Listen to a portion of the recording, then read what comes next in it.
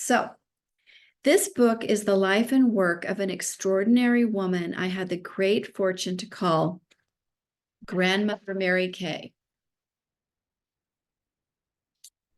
She lived her life by these principles and philosophies that are in the book and raised her family by them. Now that I'm older, I can clearly see how she was teaching them to me throughout childhood. She knew they would make a difference in my life, and they certainly have in mine. In 1963, when she began her dream company, she adopted the values that shaped her business. Over the course of the past 45 years, they've changed millions of lives for the better within our independent sales force. And they're still guiding beacons we use to manage the business today. They always will be. My grandmother started it. My father nourished it. That was Mary Kay's son, Richard Rogers, and I will perpetuate it. It's the Mary Kay way.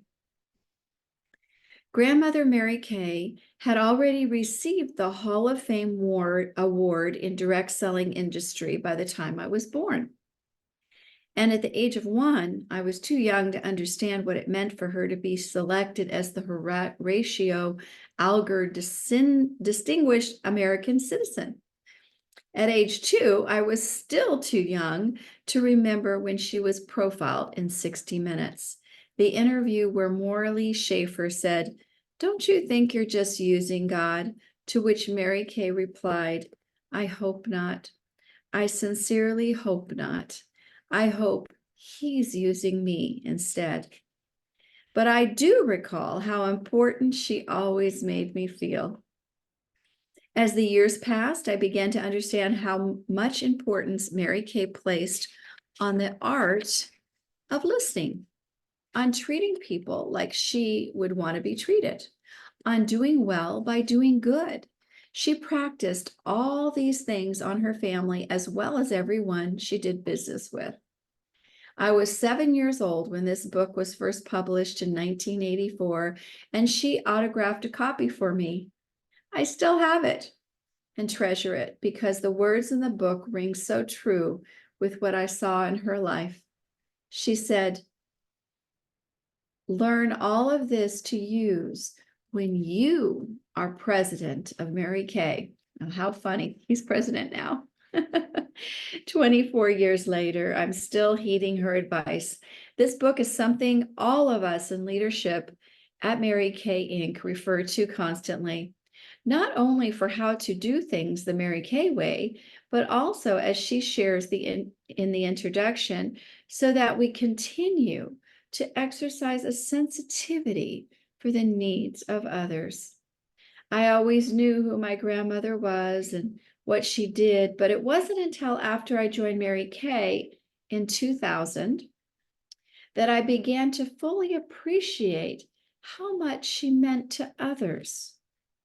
At our headquarters, I would see candid photos of my grandmother, like precious family, framed prominently on people's desks in their offices and cubicles.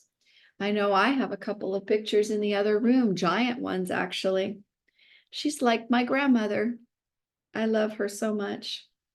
As I attended company events with our independent sales force, they would relate their most treasured stories and memories about Mary Kay. We had an event a few months ago called the SoCal Jamboree. That was everybody's favorite part of the whole event, is when the nationals that knew Mary Kay told the stories of Mary Kay Ash. At the time of her death, I witnessed firsthand the great outpouring of love for my grandmother. The heartfelt thoughts, the letters, the interviews deepened my sense of how much she had contributed. Several years ago, we hosted for the first time a global business conference in Dallas for all the leaders of our Mary Kay subsidiaries around the world. I think we're in almost 40 countries now. I'll never forget one of the executives holding up a copy of this book and asking if everyone had read it. To those who raised their hands indicating yes, He said, great. Read it again, just like I am right now. To those who hadn't read it, he said, get a copy before you leave and read it. Then he went on to say, if you find you can't or don't agree with the principles in this book, go ahead and find the door. As I began travel, you don't fit, basically was what he was saying. As I began traveling to our world markets, to places like China, Mexico, Russia, I was surprised to find how well people understood the Mary Kay principles. It didn't matter where I was. There were people practicing the Mary Kay way, making others feel important, treating others the way that they wanted to be treated. I would come home and marvel to my dad, Richard Rogers, who helped my grandmother start the company, that Mary Kay culture is amazing, is an amazing international language. It worked everywhere. Today, women who live in countries where my grandmother never traveled are building Mary Kay businesses based on their beliefs.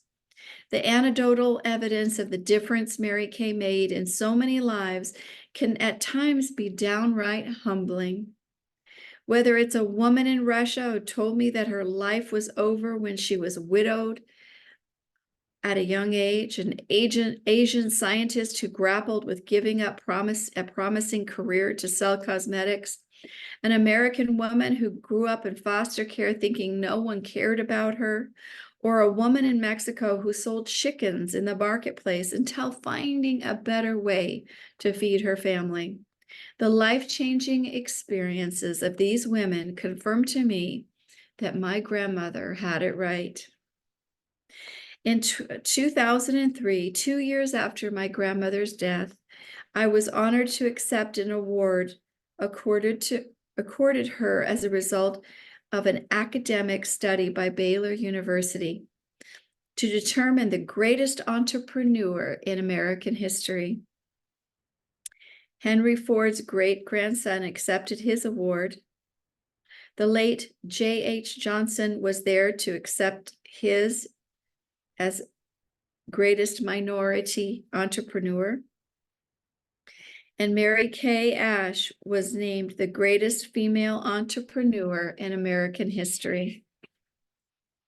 I said then that the greatest thing my grandmother did for the world was tap into the minds and the hearts of women. In 2004, my dad was interviewed by the Wharton School of Business at the University of Pennsylvania after Mary Kay had been named one of the 25 greatest business leaders in our time in a Wharton PBS study. This book, Lasting Leadership, was notably as one of the few times since her death that my father has spoken publicly about my grandmother, whom he had worked with from the age of 20 to build her company. In a book filled with 23 stories of male leaders like Grove, Gates, Buffett, Walton, Greenspan, and Welch, my dad talked about one of the only 2 women in the book. He explained how at Mary Kay, relationship building is ingrained as a business model. Nothing illustrates the power of her legacy to build relationships better than our sales force of 1.8 million at the time. We decided as this new edition was being planned to celebrate our 45th anniversary, that it would be interesting to add new material showing how the principles in the book have affected the 500 women leaders around the world who used them to build the most successful of Mary Kay businesses, the independent national sales directors. This group cuts across every generation as well as every background, language, and culture. Some have advanced degrees, and some have never worked outside the home prior to Mary Kay. If there is one thing they agree upon wholeheartedly, it's that these words of Mary Kay Ash are timeless. They say grandmother's principles resonate magnificently in building a business, in building a life. As they responded to our questions about the significance of this book for them, they urged us to teach those principles to further generations of Mary Kay leaders in the independent sales force and company. As much as any time in our history, the Mary Kay Way governs and fuels our global enterprise as it works to better the lives of untold millions of families around the world. And it will continue. Ryan Rogers.